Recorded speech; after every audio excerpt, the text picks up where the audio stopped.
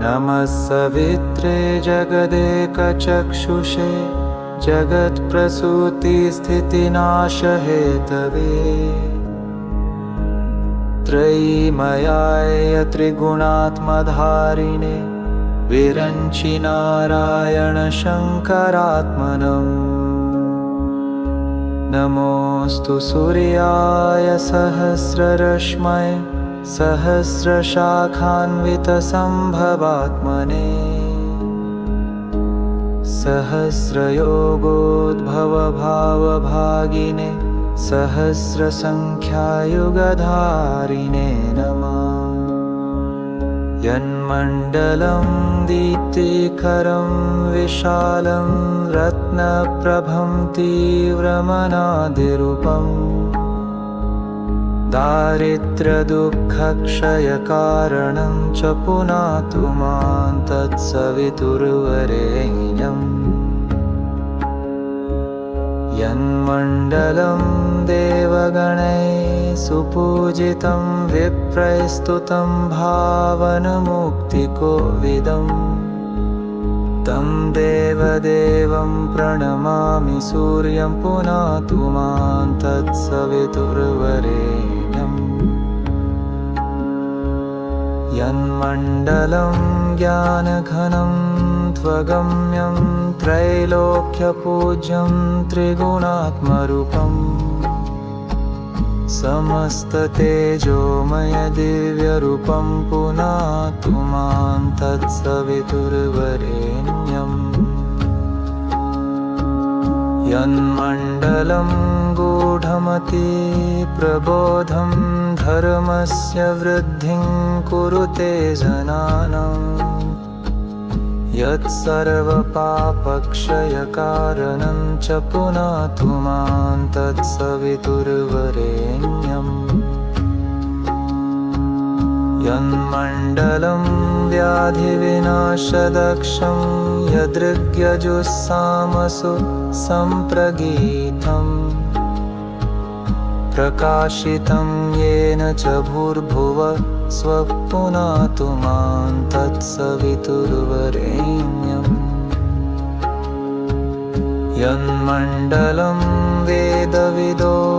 वदन्ति गायन्ति यच्चारणसिद्धसङ्घा यद्योगिनो योगजुषां च सङ्घा पुनातु मां तत्सवितुर्वरेण्यम् यन्मण्डलं सर्वजनैश्च पूजितं ज्योतिश्च कुर्यादिह मर्त्यलोके यत्कालकालाद्यमनादिरूपं पुनातु मां तत्सवितुर्वरेण्यम् यन्मण्डलं विष्णुचातुर्मुखाख्यं यदक्षरं पापहरं जनानां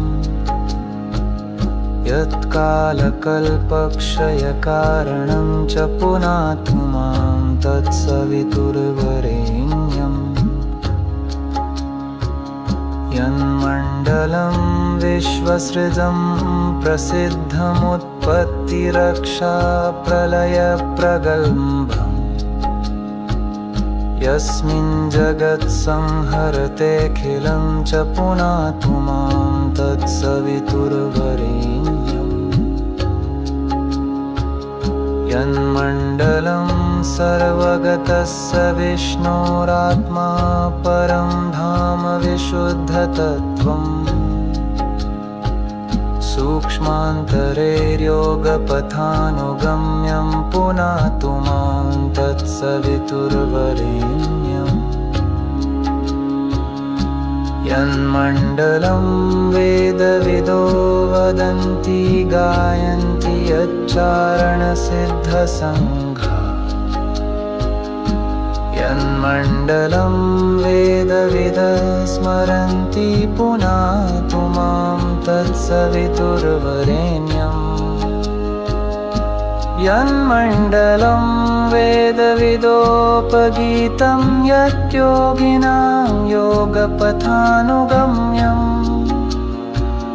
तत्सर्ववेद्यं प्रणमामि सूर्यं पुनातु मां तत्सवितुर्वरेण्यम्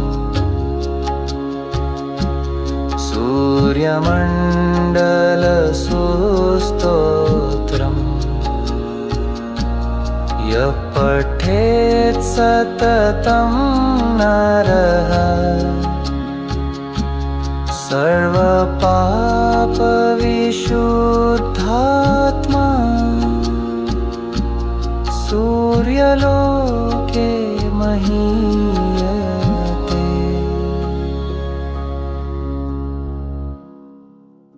इति श्रीभविष्योत्तरपुराणे श्रीकृष्णार्जुनसंवादे सूर्यमण्डलस्तोत्रम् सम्पूर्णम्।